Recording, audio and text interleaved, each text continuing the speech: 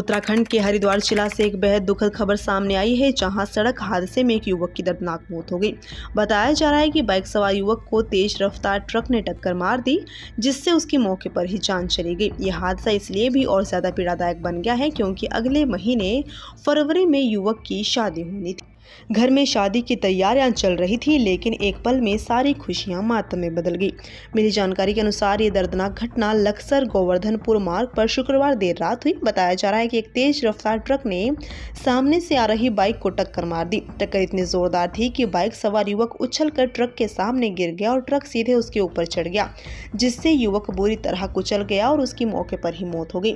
बताया गया कि युवक बाइक में किसी जरूरी काम से लक्सर गया हुआ था।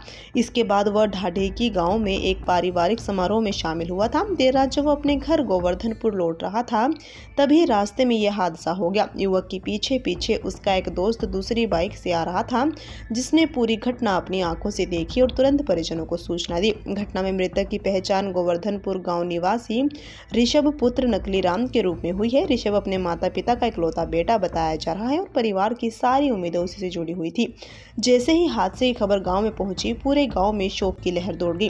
परिजन तुरंत घटनास्थल पर पहुंचे, जहां ऋषभ का शव देखकर उनका रो रो कर बुरा हाल हो गया।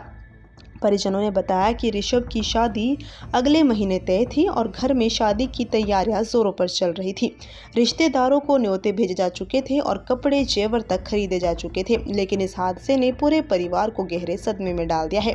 माँ बाप बेटे की मौत से बदहवास है और बार बार यही कह रहे हैं कि किसकी नजर लग गई थी उनकी खुशियों को। बताया गया है कि परिजनों ने बिना पोस्टमार्टम के ही ऋषभ का अंतिम संस्कार कर दिया। गाँव में गमगीन माहौल है और हर आंख नम है।